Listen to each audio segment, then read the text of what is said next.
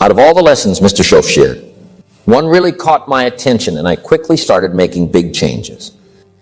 My earnings went from a couple of $100s a month to several $1,000s a month within just a few months. This transformation in my income was a direct result of implementing the insights I gained from Mr. Schoaf's teachings on goal setting. Mr. Schoaf shared with me, "Mr. Rohn, you've always had goals, but in the past, you might have set them without a clear plan. Some aspects of personal development took me a bit longer to start, but when it came to goal setting, I grasped the concept right away and began working on it diligently. And sure enough, when you set goals, create designs and plans, the possibilities for improving your personal life, social and economic aspects, and any projects you have in mind are endless. It's like unlocking a treasure trove of potential. We've already set goals, but the key is to do it more thoughtfully and carefully with a well-thought-out plan, intention, deliberation, and consistency. In the past, we just sort of did it by instinct or by sight or whatever caught our attention. However, he then told me, I want you to take that same ability. And now I want you to work on goals deliberately, thoughtfully, with preparation. He said that by doing this deliberately, I could expand the scope of what I achieve, what I accomplish, and even who I become. The idea was to move away from doing things sporadically or randomly, and instead approach them with a clear purpose. This resonated with me, and he acknowledged and appreciated the effort I had already put into setting goals. Now let's begin by acknowledging and appreciating where we currently stand. We arrived at this point somehow.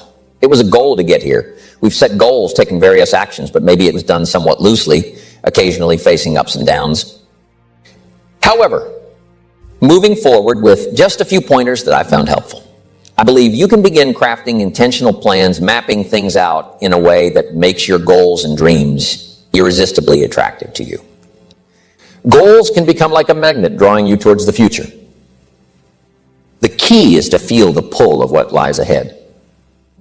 Some things naturally pull you because you're aware of the potential and possibilities intellectually.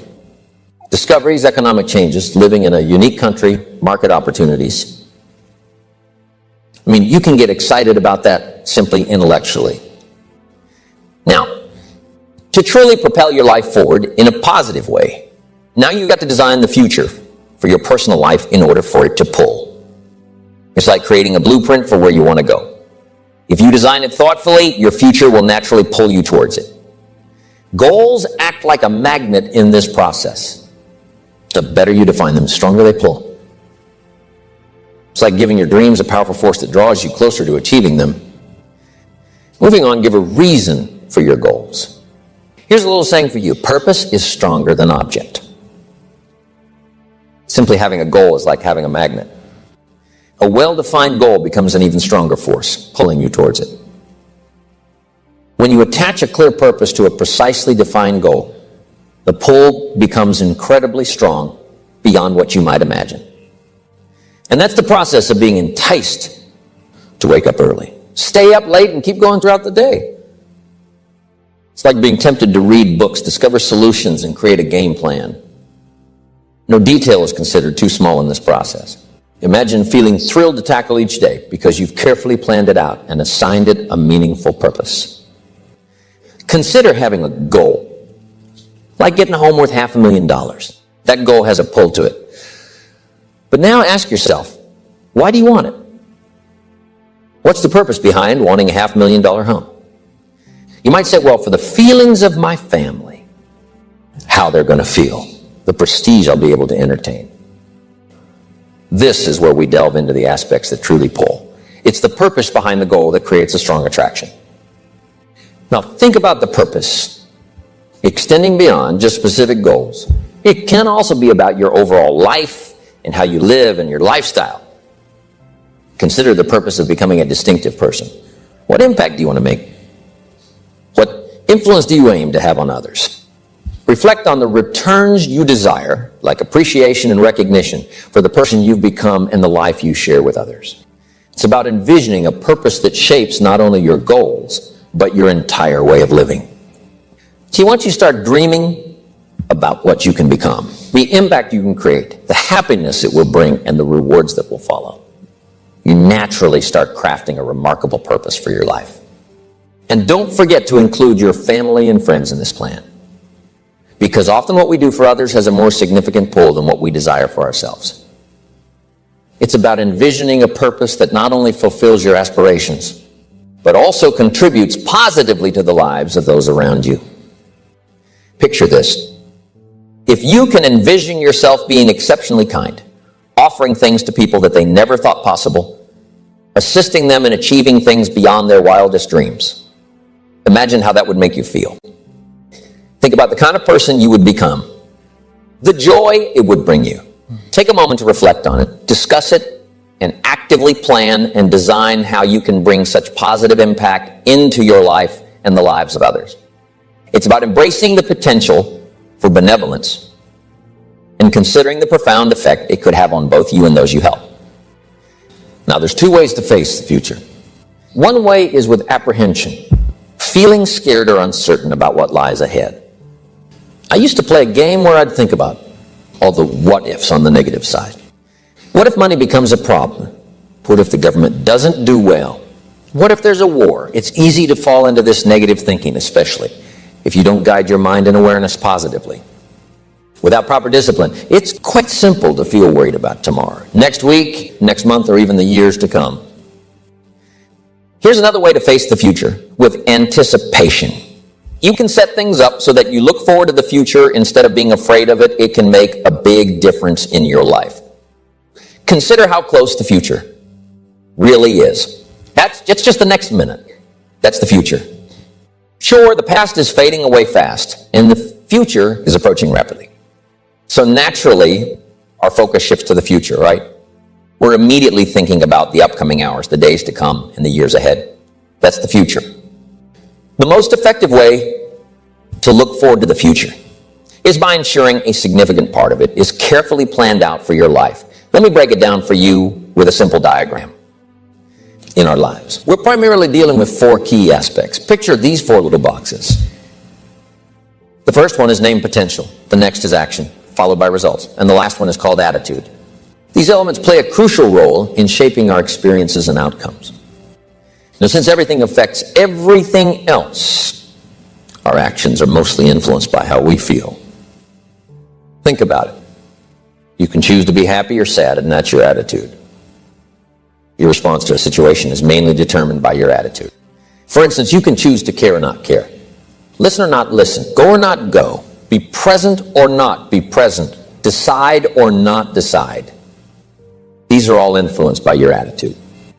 So it's safe to say that attitude plays a key role in determining how we approach various aspects of our lives. It is like there's so much more to discover about ourselves, and that's part of the fascinating enigma of life. How much potential we unlock often relies on our feelings. If we don't unlock much potential, it's likely we'll end up with a not-so-great action plan. Consider this. If you're not feeling your best, how likely are you to take on new challenges? How many classes will you enroll in? How many skills will you learn? It's clear that when we're not feeling great, we might not be as motivated to explore new opportunities. With a less effective plan, you might find yourself arriving later and leaving earlier. You start thinking about ways to do less instead of more. The outcome? You end up with poor results and the negative impact begins to show. It's like inflation. Inflation finally starts eating you up here. Now you really feel bad. When you don't utilize many of your skills, it hinders your ability to create a comprehensive plan.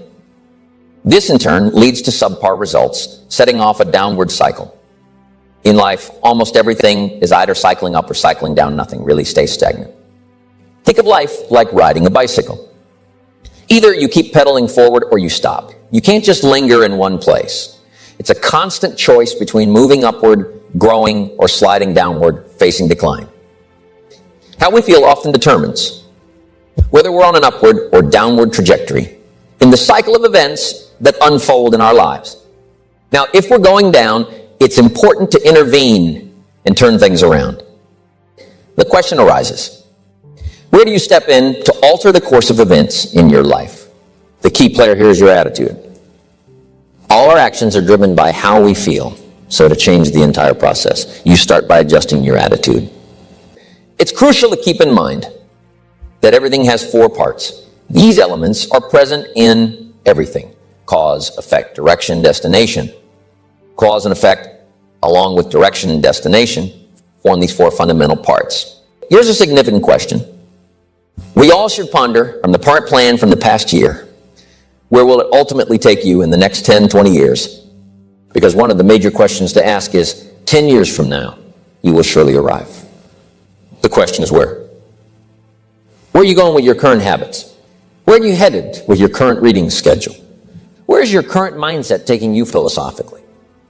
And what about your attitude regarding the potential you're tapping from your skills and the action plan you're following? It's essential to reflect on these aspects to ensure you're headed in the direction you truly want. Where will you finally wind up? These are major questions that we all must consider. The key is to ensure that our current actions are aligning with the direction we desire. It's crucial that our efforts lead us to the destination we truly want to reach. Otherwise, sure enough, 10 years from now, you could wind up being where you don't want to be, driving what you don't want to drive, wearing what you don't want to wear, and living where you don't want to live. Now's the time to fix the next 10 years. Now is the right time to arrive at more refined philosophical understandings. All of us are influenced by our emotions, the potential we harness, and the steps we take. The outcomes we experience are a direct consequence of the actions we choose to engage in. So, taking thoughtful actions now is pivotal in steering the course for the future. When we have a poor plan, utilizing minimal potential, what outcomes should we expect? And when the results turn out unfavorably, how does it impact our feelings? Since everything affects everything else, yeah, lousy. That's a good word, lousy. It's crucial to consider reaping the benefits, not just for the tangible gains the harvest may bring, but also for the person you evolve into during the process. This involves developing patience, intelligence, discipline, organizational skills, engaging others, and providing opportunities.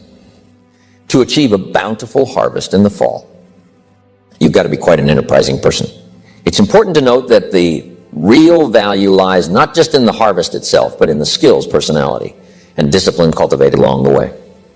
These aspects, which you acquire and develop throughout the process, become the primary source of value in your journey, and now becomes the primary value. Once you grasp the true essence of amassing wealth, then you don't worry anymore about your money. Who's going to steal it or where it might end up after you're gone becomes less significant, because you've already derived the most significant value from your wealth. It's not just about the monetary assets themselves. The true wealth lies in the lessons learned, the personal growth achieved, and the positive impact you can make on others during your journey. If you accumulate wealth by focusing on becoming the best version of yourself during the journey, you'll find unparalleled happiness and fulfillment. Embracing this philosophy and applying it to all your future endeavors will bring about a level of joy and uniqueness that may seem beyond belief. It's not just about the financial success. It's about the personal growth and satisfaction derived from the process of pursuing your goals. Getting out of bed in the morning becomes much easier when your focus shifts towards the greater value of the person you're becoming in the pursuit of your aspirations. The excitement comes from the growth you experience, making each day more thrilling and engaging. We all realize that genuine value lies not just in material possessions, but in the continuous process of self-improvement, which adds an element of excitement and interest to our lives. So if we pursue things, sure enough, we're going to wind up disappointed. However, if we allow these aspirations to inspire us to become better persons, the true value emerges. Striving to become a millionaire is a worthwhile goal, but surprisingly, the $1 million itself is not the primary objective. Its significance falls further down the list, with personal growth and improvement taking precedence in the pursuit of true value. The real value is the person you became to acquire the money or the net worth. See, after achieving millionaire status, even if you were to part with the money, the loss wouldn't be significant.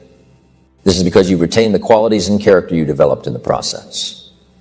But see, once you become the person it takes to acquire the goal, now the goal is not the most important value. The most important value is what you became to get it. When you truly truly grasp this concept from a philosophical standpoint and place things in their rightful context, losing possessions doesn't bother you much. You still possess the mental worth, awareness, distinctiveness, and skills acquired during the journey to acquire those belongings. The greater value lies in the person you become to acquire it. That's why it's true. The love of money is evil. The rationale behind this is that if your affection is directed solely towards the money itself, rather than the genuine value of the person you've grown into during the pursuit, then see, when it's gone, you've lost everything. Understanding where the genuine values lie, you utilize goals not merely for achieving them, but as a motivation to evolve into a better version of yourself. This approach allows you to focus on the authentic endeavor of life. It's not just about reaching the destination. It's about the transformative journey along the way. Now, most of the answers for your life, you're not going to find this weekend. Instead, it's a journey rooted in your own experience. The key is to kickstart this process, begin reading, start asking questions, and put your thoughts on paper. It's through these actions that the answers are going to flow. One of my wealthy friends said, "Mr. Rohn, I will not insult you by telling you what to think. Instead, I aim to assist you in understanding how to think. This is because the solutions you seek will emerge from your personal encounters and the intellectual capabilities within your own mind. Yet if we can establish certain principles to guide us in uncovering the solutions for the future, it transforms into a profoundly beneficial weekend. While we may have gained insights here, the majority of answers for your life and its trajectory will emerge from your unique experiences. Personal awareness and your own thinking power. With your improved skills in reading, thinking, life design, goal setting, time management, and appreciation for lifestyle value, uniqueness, intelligence, awareness, and intellect empower you significantly. Starting this Monday, you have a remarkable opportunity to enhance your life swiftly through this comprehensive process. The major value of reaching a goal is not to have the goal that the person you have become to acquire. We humans have a unique ability, unlike any other life form on earth, to change the direction of our lives. You're not stuck following a predetermined path, like a blind animal driven solely by instincts encoded in your genes. You have the power to change your course, especially if flying south isn't bringing you the money, joy, and pleasure you desire. So if we want to change our life, all we need to do is use this amazing tool to gather more ideas and information and check if it will benefit us. Wondering where to find this tool? Well, here's the scoop. First off, it comes from personal experience. Personal experience means noting down the questions and answers based on your own experiences. Yes, learning is the foundation of prosperity and well-being. The journey can kick off by paying closer attention to your own personal experiences. That's where it all begins. One way to learn how to do something correctly is by initially doing it incorrectly. Yes, that's one method of learning.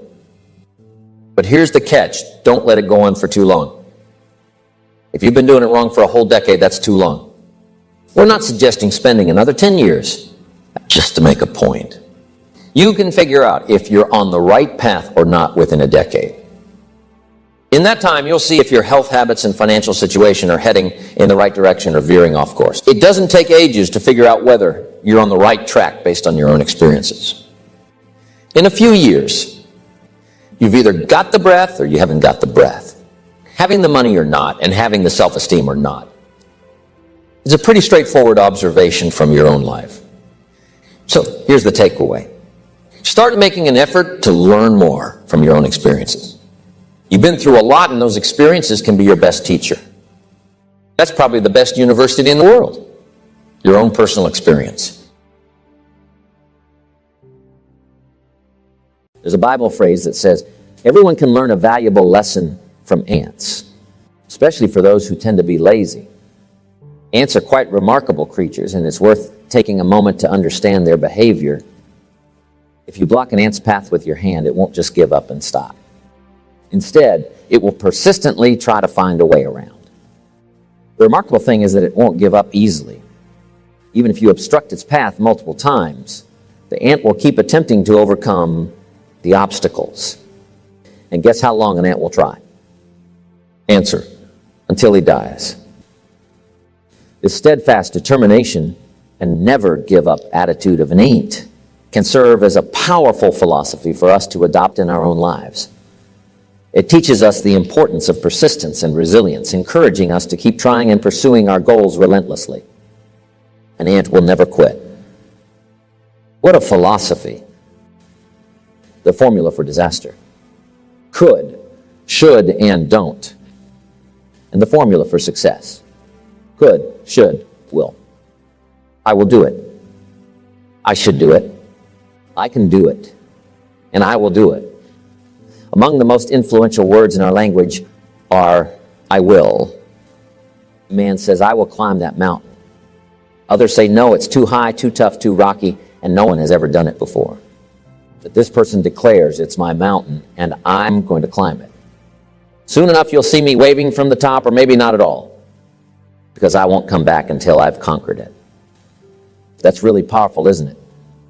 It shows the strength of determination and the attitude of never giving up. Many research studies reveal an interesting fact. The most successful people aren't the ones who avoid failure the most.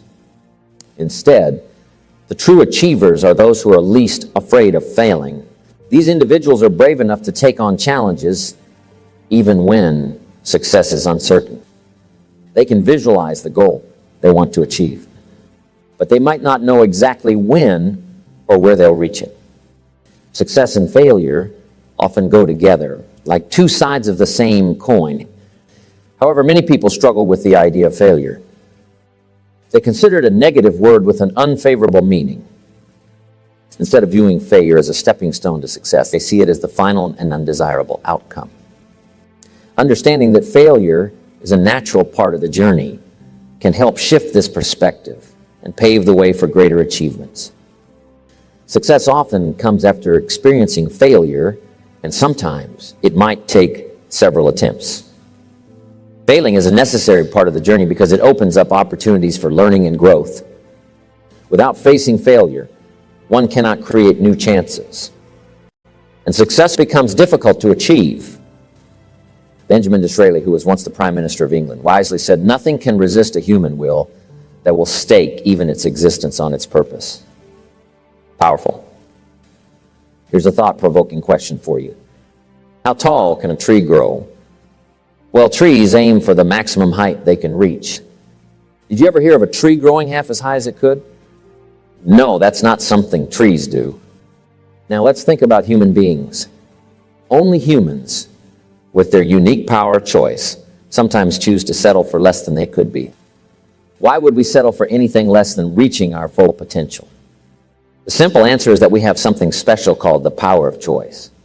This power gives us the dignity of being human. So, we have a couple of options. Let me share them with you.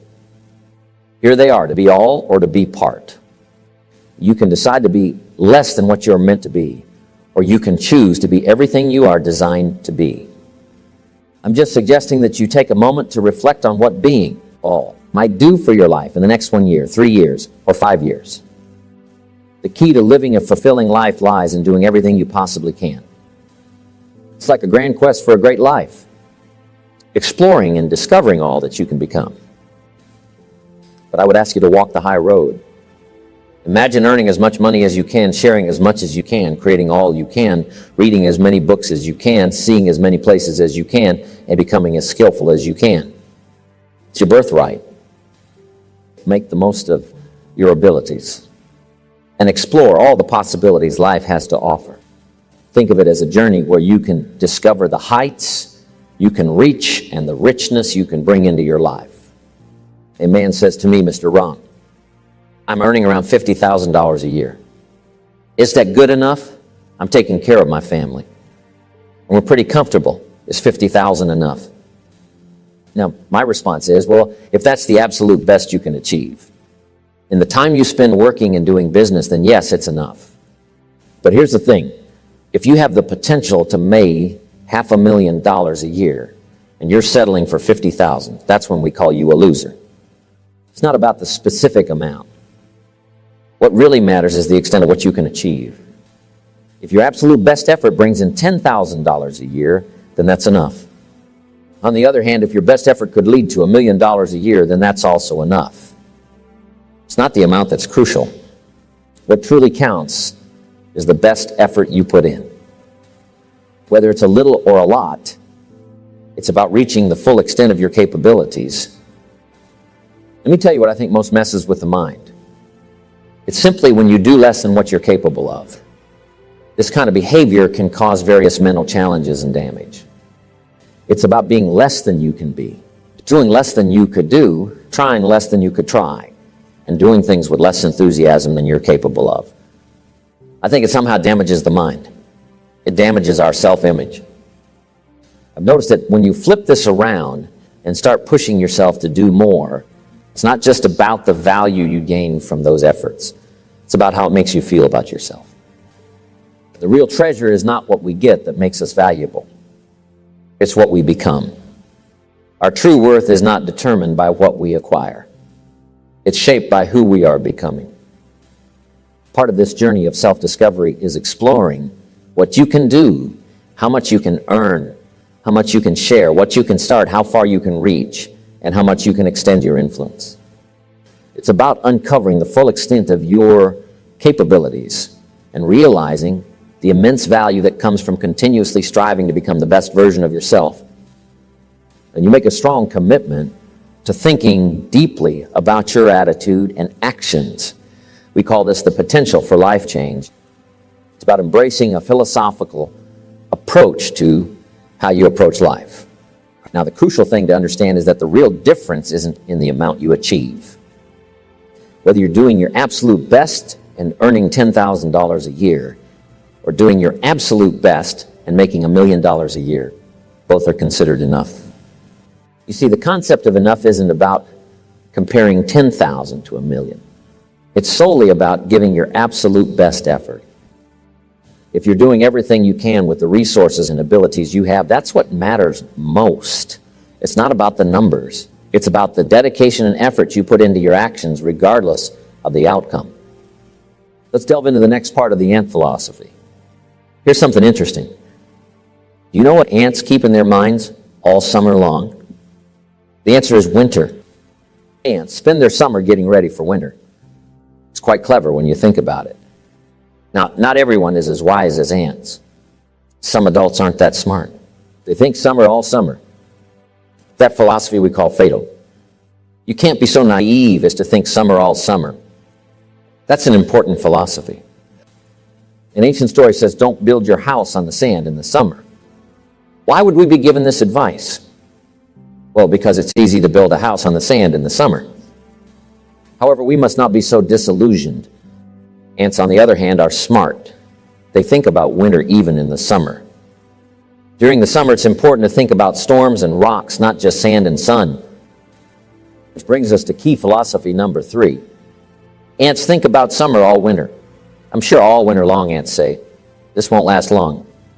We'll be out here soon. What a neat philosophy, what a neat attitude they have. On the first warm day, the ants can't wait to get out. Now, if it gets cold again, they'll go back in. But on that first warm day, they're out. When it comes to leadership skills, here's a key lesson. Average people look forward to getting off. Successful people look forward to getting on with it. A person who is thriving doesn't desire to finish. They desire to begin. This mindset is what sparks a transformation in their life, pushing them into action and engagement. Now, let me offer you a suggestion based on this idea. Instead of counting down the moments until a task is over, try shifting your focus to the excitement of starting and doing the activity itself. This change in perspective can make a significant difference in how you approach your work and contribute to your overall success. I have a friend who absolutely loves skiing. You know what's interesting? He can only go skiing during the winter season. It's the time when the snow falls in the high mountains and brings the elk down for hunting. That's what we call wintertime. Even if it's super cold, like 12 degrees below freezing, my friend is okay with it. The key is to be ready and prepared for the winter season. Now, here's good thought. A person who is complete and well-developed finds ways not just to deal with winter, but to make the most of it. The real challenge is to turn every opportunity that comes with winter, not just handle it, The big challenge is to make something out of each opportunity. Considering that winter is a regular part of our lives, why not find some good things in it too? Start realizing that the night will pass as you grow and learn. You'll become better at handling difficult moments and making the most out of each day. So, when the next winter comes around, you'll not only get through it, but also find ways to make it a time of warmth, comfort, and good company. Now here's his next in philosophy. Think about this. During the summer, how much does an ant gather to get ready for the winter? The answer is simple. All it possibly can. To be prepared for the winter, the ant collects as much as it can. This is an amazing philosophy, the all you possibly can philosophy. Now think about your own life. How much do you do? It's important to come up with a philosophy on how much you should do. Our actions are shaped by our thoughts, assessments, decisions, and emotions. So here's a significant question. What should you do? When I was 25 years old, Mr. Schaaf gave me the best advice. He said, do all you can. That means giving your absolute best effort in everything you do. Become a student of ability, because humans possess extraordinary talents. Dive into understanding your own abilities. You might uncover surprising things if you give it a shot. There's no telling what you could learn or what skills you could develop. So don't underestimate the potential within yourself. There's a lot to discover and develop. At times, the people with valuable skills might be right beside you. In a leadership role, it's essential to identify those individuals with abilities. Additionally, take the time to uncover your own capabilities. You see, there are things you might not realize until you give them a shot. Trying and seeing if you can do something is the key. So become a student of ability. It's about discovering what others can do and exploring your own potential. All by itself, eager is kind of exciting. Children are eager for their birthdays, looking forward to being the star of the day, receiving lots of gifts, and indulging in too many treats. Grown-ups might also be eager for birthdays, unless they feel a bit awkward about the number of candles on the cake outnumber their achievements. We can be eager to see a ball game, attending a dance recital where your kids perform, meeting an old friend, or even shopping for a new car. Eager sounds like a lot of fun in these situations. But have you ever heard someone say they're eager to live a better life or eager to make a lot of money? Probably not. And that's a bit of a problem because from my perspective, achieving a better life and making a significant amount of money takes an eager desire. We humans have an incredible knack for obtaining exactly what we truly need, but it's crucial to understand the distinction between wishes and desires. You've probably heard people express their wishes for more money to cover bills, go on vacations, or simply ease life's pressures. However, for their lifestyle to truly transform, those wishes need to evolve into genuine desire. If someone genuinely desires change, they wouldn't spend their time watching TV and wishing for something more. The backbone of an eager desire to change is discipline. True ambition is having a disciplined, eager desire. It's like a small voice inside us that says, if I want a better life tomorrow, I need to start working on it today. Ambition isn't a one-time thing. It's a constant, day-by-day mindset. To have the ambition to work towards a better family life, a newer car, a bigger house, and a financially secure future. You need to live it every moment. It's about making choices and taking actions that align with your aspirations. If living a successful life were easy, more people would be successful. If merely having ambition was enough, sure, all of the broken, perplexed people in the world wouldn't be broke and perplexed. It takes continuous effort and a disciplined approach to turn ambitions into reality. Many people spend a big part of their lives trying hard to make a living, while a smaller group seems to have everything going smoothly for them. Instead of just making a living, this smaller group is actively working on building and enjoying a fortune. Everything seems to fall into place for them, leaving a much larger group of people wondering why life can seem so unfair and complicated. I'm quite different from the person I used to be when I first met Mr. Schoaf 25 years ago. I've gone through a lot of changes, and I'm not that same person anymore. While we can't do anything about the past, there's a lot we can do to shape our future. You don't have to stay the same person you were yesterday. You have the power to make significant changes in your life. In fact, you can make astonishing changes in a relatively short time if you give yourself the opportunity to grow and evolve. There's so much you can achieve, even things you may not be able to imagine right now. If you give yourself a chance to make positive changes in your life, your abilities are like seeds waiting to grow. There's so much untapped talent and potential within you that you haven't explored yet. As time passes, you'll discover that you can reach deeper and deeper into your own capabilities. Before you know it, you'll find yourself doing things you never imagined, handling situations you never thought you could, and coming up with ideas that never occurred to you before. This magical transformation is triggered by setting goals. When you have a clear idea of what you want and you desire it strongly, the solutions and abilities you need will start to reveal themselves. It's a bit mysterious why this process works, but what I can tell you is that it does work. Give yourself the opportunity to become all you can be and achieve everything you are capable of accomplishing. Embrace the journey of self-discovery and growth, and you'll be amazed at the incredible things you can achieve. If you currently don't think you have all the skills needed to achieve your dreams, don't worry. Your abilities will grow as your dreams become stronger. That's why the process of setting goals is crucial. The more you focus on this process, the more ideas you'll come up with on how you can change and grow to reach your goals.